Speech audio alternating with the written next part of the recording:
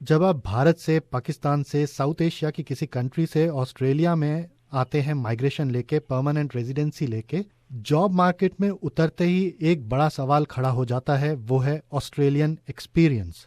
یہ Australian experience ہوتا کیا ہے اور یہ کتنی بڑی سمسیا ہے دیش اور پرواسیوں کے لیے، یہ جاننے کے لیے ہم نے نیتی وشیشجঞ عثمان چوہان سے بات کی۔ عثمان جی، SBS کے ہندی کارکرم میں آپ کا سواگت ہے۔ مجھے بلانے کا بہت شکریہ۔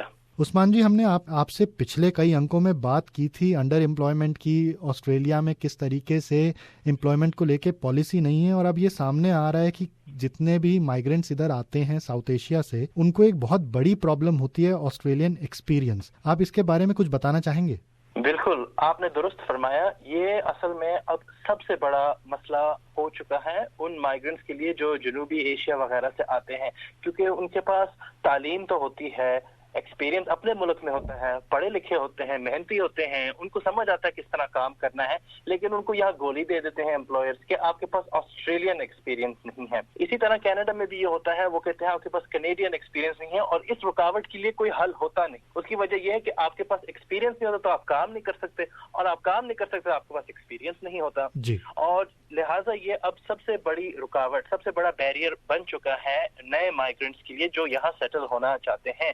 ریسرچ بتاتی ہے ہمیں کہ اکثر یہ مسئلہ 2، 3 یا 4 سال بعد بھی، ان کے آنے کے بعد بھی یہ ان کے ساتھ رہتا ہے، اور اس وجہ سے وہ یا اپنے ایک کام سے ایک طبقہ نیچے یا 2 طبقے نیچے کچھ ڈھونڈتے ہیں، یا وہ ایک مایوسی میں پھر پڑ جاتے ہیں، اور ان کو یہ نہیں پتا ہوتا کہ وہ آگے اپنی پرانی فیلڈ میں کس طرح دوبارہ اپنا سلسلہ جاری شروع کریں۔ جی عثمان جی، میں یہ جاننا چاہوں گا، آپ نے بات کی شکشا کی، ایجوکیشن کی، جہاں تک میری نالج ہے وہاں ہمارے ساؤتھ ایشین کنٹریز کی جو شکشا پرنالی ہے وہ زیادہ تر انسپائرڈ ہے برٹش یا امریکن ایجوکیشن سسٹم سے، جو کہ کئی حد تک آسٹریلین ایجوکیشن کے برابر ہے، اور جو لوگ یہاں آتے ہیں پرواسی، وہ ملٹی نیشنل کمپنیز میں ہی کام کر رہے ہوتے ہیں ایشیا میں یا ساؤتھ ایشیا میں۔ تو پھر یہ آسٹریلین ایکسپیرینس کی جو ایجوکیشن پالیسی سے ریلیٹڈ یا امپلائمنٹ پالیسی سے ریلیٹڈ ہے انٹرنل آرگنائزیشن میں، یہ کیوں ہے؟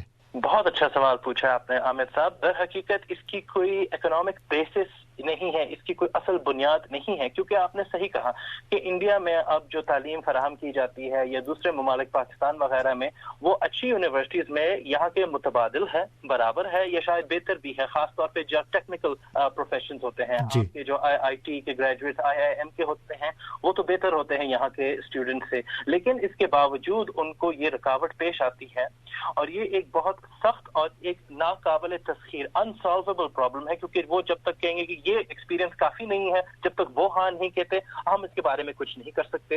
اور اس میں ایک اور بات آ جاتی ہے کہ اکثر کینیڈا اور آسٹریلیا میں جو مائیگرینٹس آتے ہیں یورپ سے، ان کو یہ رکاوٹ نہیں پیش آتی، کیونکہ وہ ان کی کریڈینشلز کو تسلیم کرتے ہیں، کہتے ہیں کہ یہ یورپین ہے۔ حالانکہ یہ ضروری نہیں کہ یورپین یونیورسٹی سب بہتر ہوں، ساؤتھ ایشین یونیورسٹی سے ڈپینڈ کرتا ہے صورتحال پہ۔ عثمان جی، آپ کینیڈا اور آسٹریلیا کے نیتی پہ نظر رکھتے ہیں، جتنے بھی ریسرچ ہو رہے ہیں آپ خود بھی ریسرچ کرتے ہیں، میں آپ سے یہاں جاننا چاہوں گا کہ اس کے نیگیٹو امپیکٹ جو ہوں گے اس سمسیا کے، وہ دیش کی اکانومی پہ، چاہے کینیڈا ہو، آسٹریلیا ہو، یا جو آنے والے پرواسی ہیں مائیگرینٹ، ان پہ کتنے ہوتے ہیں؟ زبردست سوال پوچھا آپ نے۔ اصل میں یہ ایک بہت سخت گمبھیر مسئلہ ہے، اور اس کی جو ہے اقتصادیت، اکانومی پہ بہت بڑا مسئلہ پڑتا ہے۔ ہمیں پتہ ہے کہ کینیڈا میں یہ کینیڈین ایکسپیرینس کی جو گولی دی جاتی ہے مائیگرنٹس کو، یہ اس کی وجہ سے کوئی 2.5 تقریباً 3 کھرب ڈالر کا نقصان ہوتا ہے سالانہ۔ پہلے 2 کھرب ہوتا تھا آج سے 15 سال پہلے، اور اب زیادہ سے زیادہ ہوتا جا رہا ہے۔ اصل میں یہ مسئلہ جو ہے کینیڈا میں اور آسٹریلیا میں زیادہ خراب ہوتا جا رہا ہے، حالانکہ اس کے خلاف پالیسیز جو ہے لوگوں نے اناؤنس تو کی ہیں، لیکن ان کی امپلیمنٹیشن جو ہے اس میں کوئی خاص بات نہیں کی گئی۔ اور میں یہ عرض کرنا چاہوں گا کہ کینیڈا کے کئی صوبے ہیں، پروونسز، مثلا ایک آنٹیریو ہے، انہوں نے کہا ہے کہ یہ جو مسئلہ ہے ڈسکریمنیشن کا، یہ امتیازی سلوک کا، یہ ایک ہیومن رائٹس کا ایشو ہے، یعنی جو کینیڈین ایکسپیرینس کی گولی دی جاتی ہے یا آسٹریلین ایکسپیرینس کی، یہ ایک قسم کی انسانی حقوق کی خلاف ورزی ہے، وائلیشن آف ہیومن رائٹ۔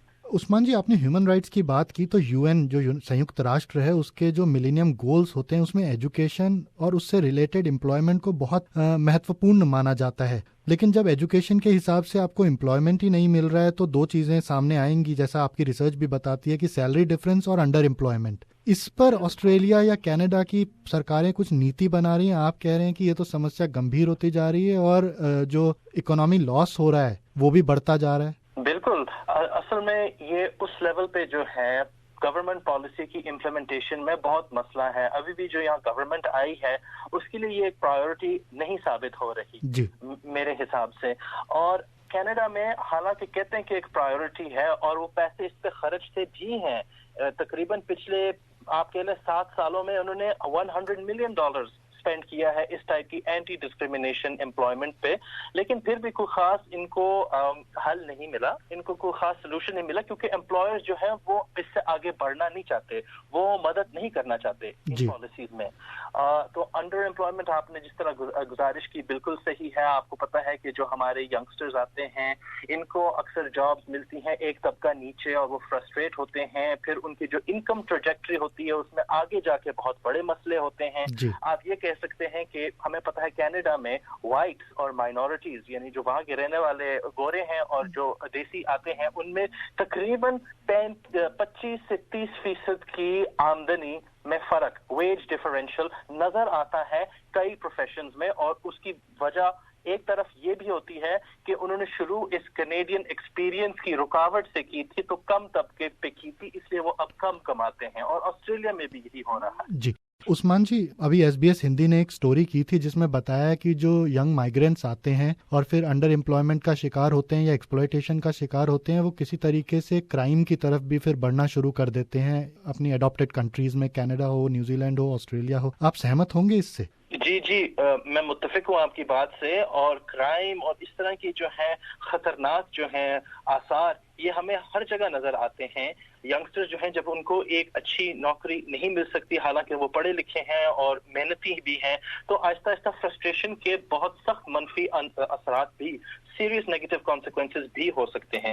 اس میں یہ کہنا چاہوں گا کہ یہ جو گورنمنٹ پالیسیز ہوتی ہیں کرائم پہ، ڈسکریمنیشن پہ، ڈی ریڈیکلائزیشن پہ، ان میں جو ہے ہمارے علاقے کے جو ریسرچرز ہیں، دیسی ریسرچرز وغیرہ حالانکہ ہیں، کافی لوگ محنت کرتے ہیں، میں بھی اس میں ملوث ہوں، مبتلا ہوں اس ریسرچ میں، ہمیں شامل نہیں کرتے اس ڈیبیٹ میں. یہ اپنوں ہی میں جو ہے یہ ریسرچ کرتے ہیں تھوڑی بہت اور پھر اپنی سولوشن پیدا کر کے وہ فیلئرز ہوتے ہیں نیچرلی. جس طرح آپ دیکھتے ہیں کہ ان کی امیگریشن پالیسی میں یہ فیلئر ہے کہ ہمیں ورک ویزا کی صحبت پہ یہاں لاتے ہیں، پھر ہمیں جابز نہیں دیتے وغیرہ وغیرہ. تو یہ میں کہنا چاہوں گا کہ ہمیں شامل کرنا چاہیے. تو کہیں آپ کہہ رہے ہیں کہ بیلنس نہیں ہے دونوں اپروچ میں، نیتی بنانے میں اور مشورہ کرنے میں؟ بالکل، یہ امپلیمنٹیشن میں اور کنسلٹیشن میں ہماری زیادہ ضرورت ہے، ہماری انپٹ کی، ہماری آواز کی. انہیں ہماری باتیں، ہماری ریسرچرز کی باتیں، ہماری تحقیقات سننی چاہیے.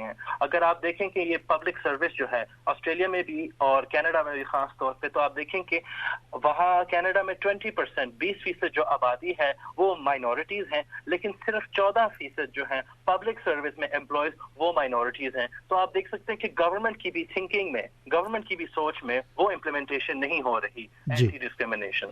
عثمان جی، ایس بی ایس ہندی سے بات کرنے کے لیے دھنیہ واد، اور امید کرتے ہیں کہ سرکار کی اور لوگوں کی سوچ بدلے گی. مجھے بلانے کا بہت شکریہ.